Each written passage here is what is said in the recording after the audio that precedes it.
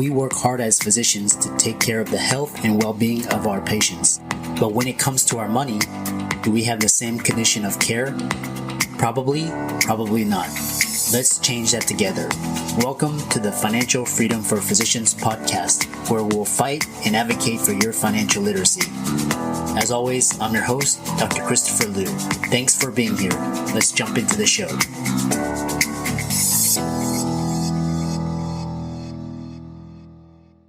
This week's episode is sponsored by CityVest. CityVest has quickly become the most popular and best way for doctors to invest in top-performing real estate private equity funds that are usually reserved for institutional investors. This unique access to investing in these institutional funds is available for the first time ever through CityVest's easy and secure online investment platform. CityVest does the hard work of conducting due diligence and vetting the investments. They even get a third-party due diligence report that is posted on their website. As a result of aggregating a several million-dollar investment amount into their access funds, CityVest gains access to investing in the institutional investment and is able to negotiate better investment terms such as a 12% preferred return. You can check them out at cityvest.com or go to the link in the show notes below. Welcome everybody to this week's podcast episode for the Financial Freedom for Physicians podcast. I'm your host, Dr. Christopher Liu. And as you know, we talk about 4 different types of freedom: time, financial, location, emotional freedom. And in that light, our guests started out as physicians, audience, as well as guests. And now the brand has expanded so that entrepreneurs, business owners, investors are coming on to the network. So in that light, hopefully both sides can benefit. And I'd like to introduce Tom Ruwitch, and he's going to talk all about marketing and sales, and we'll go from there. So Tom, welcome. Thank you. Thanks. Glad to be here. Yeah, I know you're a consultant, you're expert in content marketing, and you're also the founder of Story Power Marketing and also digital marketing. So, this is really interesting because, a lot of especially in these days, we have to grow our personal brand, and developing an online presence, digital marketing is a way to do that. So tell us more about yourself, your company, how you got started, and we'll go from there. Sure. I'm the founder and the CEO of Story Power Marketing, and coaches, consultants, professional service providers, including physicians, hire me to help them power up their content, develop stories, more creative content, because most who are doing content in any way are dishing out the same old boring blah, blah, blah content. And then their prospects are tuning out and moving on. And then they feel frustrated and stuck. They keep hearing that content is king, that they need to do email, they need to do social media. And so they do it, but it's a slog. It's hard. It feels frustrating, and they soldier on, but they hate every minute of it. So we help our clients transform their content from boring to brilliant. And in so doing, turn the marketing process from frustrating to fulfilling and fun. And ultimately, the bottom line, transform results from pitiful to profitable. The bottom line is, if you can power up your content, develop more creative story-powered content, you'll be the one who stands out, and prospects will be more likely to tune in and turn on, so that you're putting out client attracting content instead of prospect repelling content. I like that. I like that idea of prospect repelling. It's quite interesting. There's a lot of that out there. Too much of that out there, right? Yeah, we all get it. We're on the receiving end of that.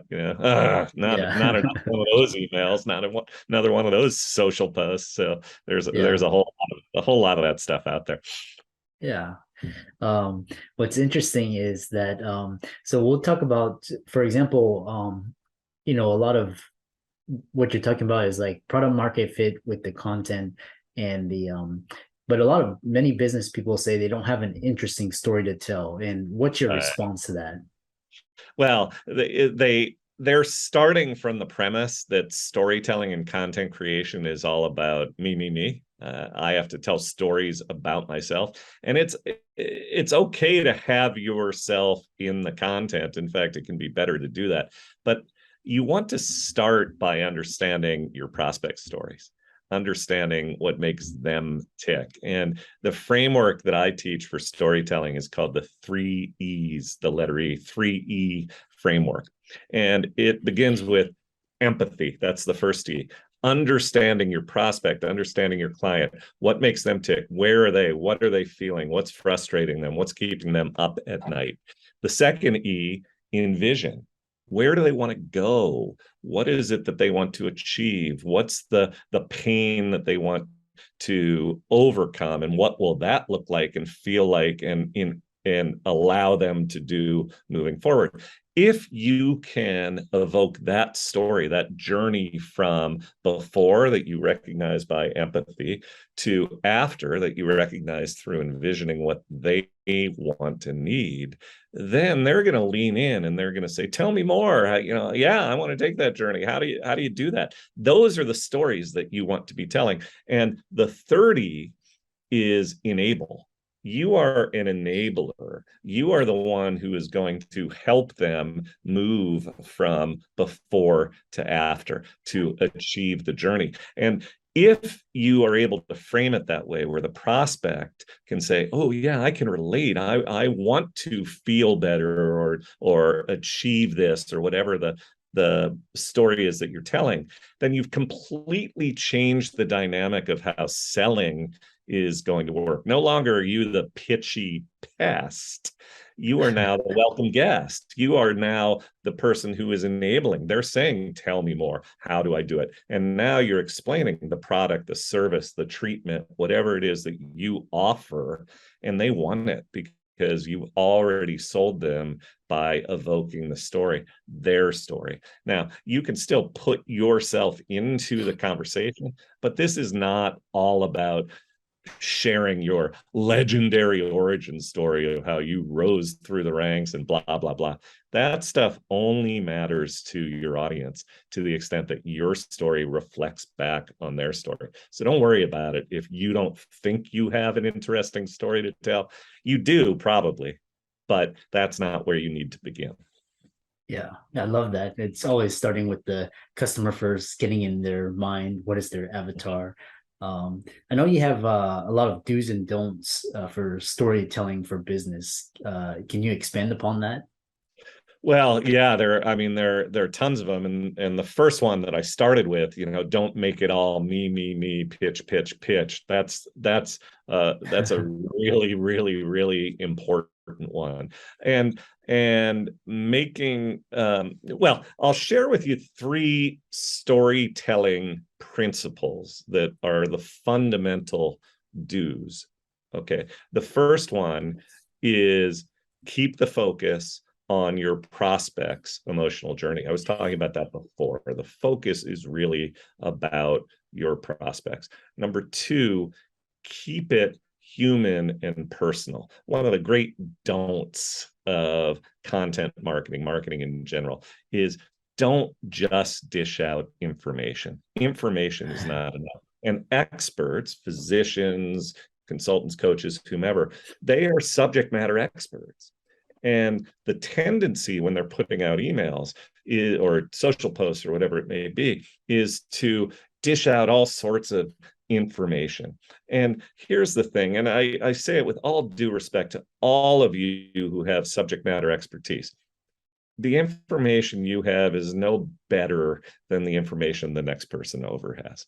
The question is, how are you going to stand out and be recognized and noticed beyond the person next door? So information is not enough. You have to make it human and you have to make it personal. And then the third principle is keep it simple. So many of the so-called storytelling experts and gurus out there want you to master the 7-step this, the 10-stage that, the archetypes of storytelling and all this stuff. I just shared with you a couple of minutes ago a 3-element storytelling framework, 3 E's: empathize, envision, enable. If you can master that, which is so much more simple than memorizing 10 things, whatever it may be, you're going to be so much better off than the people who are getting stuck in all that complexity. Doc to Doc is a personal lending solution designed by doctors for doctors. We understand that doctors' financial situations change faster than an insulin drip in ketoacidosis. And we also understand that doctors are the most reliable borrowers in the world. Through our proprietary algorithm, we're able to provide personal loans at great rates with amazing flexibility because we take into account your schooling, your specialty, and where you are in the medical journey. Doctors come to us after they've matched into residency, and we loan for all sorts of personal reasons, from credit card debt consolidation to family expenses and medical bills. We speak with everyone who applies for a loan and offer fixed interest rates and flexible term options without prepayment penalties. If you're a physician looking for a personal loan, fill out our application form now. It only takes 3 minutes, and we'll get back to you with a decision within 24 hours. You say that storytelling does not have to be so complex. And what do you mean by that? Well, it's what I was saying before, that this idea of I'll share a story. I read a blog post recently about a guy who, not about a guy, the guy who wrote it was suggesting that we learn this thing called Freytag's pyramid. I had no idea what Freytag's pyramid was. So I looked up Freytag's pyramid, and what Freytag was a European playwright from the 19th century, I think, early 20th century, I forget. And Freytag created this very complex storytelling framework for writing plays. And I think that's great. If you want to be a great playwright, master Freytag's pyramid. Other storytelling coaches will tell you to master the elements of screenwriting. There's one guy out there who will talk about the fact that you as the business person, you're Yoda guiding your customer who's Luke Skywalker, and you have the backstory and the conflict and the resolution and the this and that. I have a client who came to me after going through all of this complexity. And he said, Tom, the thing I really like about working with you is that you keep it simple. I don't want to have to memorize all of the elements of a screenplay, or he didn't cite Freytag's pyramid, but it's the same idea. I don't want to have to master Freytag's pyramid to write an email or to put out a social post.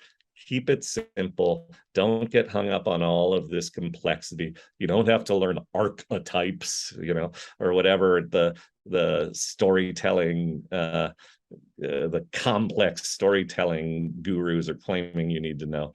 Just keep it simple. Yeah. I like how you your whole premise is improving the content and making it more engaging through stories. And when we're talking about basic storytelling principles, one thing is what happens if the audience is serious business people and they don't want to hear stories. How do you respond to that? Yeah, I hear that all the time, I'm a professional, and stories are for the campfire, or for, putting your kid to sleep, or hanging out at the bar. And frankly, that's one of the problems that a lot of professionals have with marketing. They try to be so darn serious and so darn professional, and they never let their guard down. They never lower that professional persona. And the thing is, I'm a serious business person. I'm here to help grow my own business and help you grow your business. So I'm not some fool and some frivolous idiot who is just spouting stories for story's sake. I am sharing stories and delivering information so that it will be more captivating, more interesting, and have more personality. People choose to do business with you when they know, like, and trust you. And if you put some personality and some storytelling and uh, some personality into your copy, people will be more likely to pay attention to you, to tune in. And the ones who are, I'm a very professional person and I'm going to sit from on high and deliver a lecture with some very valuable information, that's what I mean by the same old blah, blah, blah, boring content. That stuff's dime a dozen. You'll never stand out if that's all you do. Yeah. Um, and that being said, when people, especially in today's creative age and a lot of content creators, content marketers, how do you come up with content ideas, and how do you overcome, a blockage of ideas? Yeah, that's a challenge. A lot of people will tell me, Tom, easy for you to say, write stories. I sit down at the computer and I'm looking at the blank screen and it's sort of once upon a time, now what? Writer's block. And I feel for people who suffer from writer's block. I've had the experience. I often will share the story of a guy named Eugene Schwartz. Eugene Schwartz was a ad man in the 60s, 70s, 80s, one of the great direct response copywriters of his age. And Eugene Schwartz wrote hundreds of ads, made millions and millions and millions of dollars for his clients and for himself. And he claims he never once suffered from writer's block, not once. And when people would ask him, what's the deal with that? Never suffered from writer's block. His response was, copy is not written, copy is assembled. Copy is not written, copy is assembled. It's a profound idea, but it's a really important idea if you can get your mind around it. What he means by that is if you do the work of what I call discovering the story, if you do the work of understanding what I was talking about before, what makes your prospects tick, leaning into that empathy of knowing your prospects, understanding, envisioning where they want to go, and then understanding how you enable that. If you do the research, really know what makes your prospects tick, you will have the building blocks that you need to later assemble stories, so that creating stories is not some act of magic. It's not some act of creative genius. You don't have to be a creative unicorn to write stories. What you need to do is gather the pieces, which anyone can learn to do. I teach my clients how to conduct story discovery in a systematic, methodical way. And then when you have those pieces, you can then assemble them into different structures: email, social posts, the front page of your website, whatever the case may be. And then on a consistent basis, you're going to be evoking those same stories, those same journeys, what makes, where your prospects are, where they want to go. Where do I get my ideas for those stories? I'm not telling them the same way over and over again. I'm getting them from slice of life, things that happen to me. I'm getting them from things I read or things I see. So I shared with you a story a moment ago about, I read some article about some dude who wrote about Freytag's pyramid. I turned that into a story that evokes the journey of, hey, you can move from feeling stuck in complexity to feeling relief in simplicity. That's the story I tell, because I understand that my prospects want that journey. So if I understand that my prospects want that journey, when I read some article about some dude saying, oh, you have to learn Freytag's pyramid, I'm like, ooh, that's a story I can tell that my prospects will relate to. So it starts with knowing what my prospects will relate to, what my audience wants to know, the journey they want to take, and then all this stuff that happens around you. You read an article, you see something on TV, something happens to you in your own life. You begin to recognize those as things that you can share, tell, that relate to the stories or are the stories that have an important lesson for your clients. Yeah, yeah, I love that. It's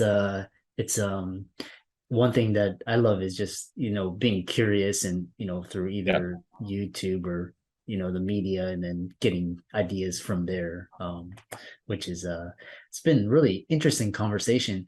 Lastly, what do you think is the most important skill and quality that you need to be an effective business storyteller? Yeah, it's funny you asked that question right after talking about curiosity. Yeah. Curiosity is right there at the top of the list. Listening, paying attention, noticing, because the whole idea is that storytelling, as I mentioned before, is not about me, tell.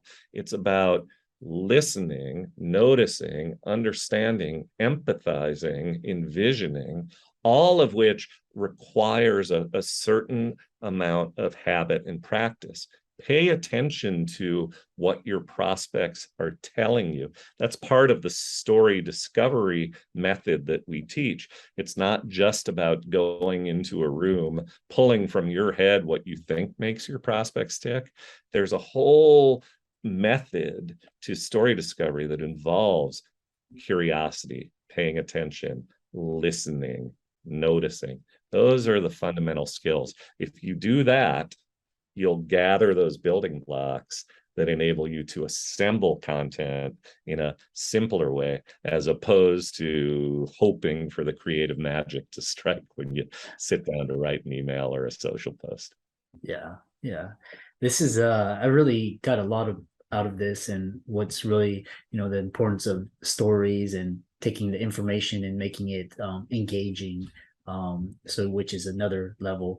A lot of people are interested in reading about you, finding out about you, learning, and maybe even working with you. So how can they do that? Yeah, thank you for asking. The best place to go is to my website, which is Story Power Marketing, all one word, no spaces or dashes, storypowermarketing.com. And when you visit the site for the first time, a little page is going to pop up, an overlay on top of the front page that's going to invite you to join my email list. That's the best way to get started. Join my email list. You'll see me practicing what I preach, sharing stories, entertaining, informative. You'll laugh, you'll learn, all those great things. So join the email list. It's a great place to start. And then also look for the link on the website called resources, or maybe it's free resources, where we have a video, a 7-minute video, the 3 keys to master storytelling. We have a downloadable ebook about the Storytelling Hall of Fame, great examples of advertising and marketing that is story powered. All sorts of resources there. You'll also be able to reach out to me and contact me. After you get my emails, I'm going to provide information on how you can contact me. And I make space available on my calendar to meet with people who want to dive a little deeper, to talk about what's working for them, what's not, and how I might be able to help. I open time on my calendar. If you're really interested in diving deeper, I'll schedule time. Just reach out to me after you get my email when you sign up. And also on LinkedIn. Look me up on LinkedIn, Tom Ruwitch or Story Power Marketing. I'm happy to connect with you there. Yeah. Tom, this has been a great discussion, a lot of pearls, gems, a great conversation.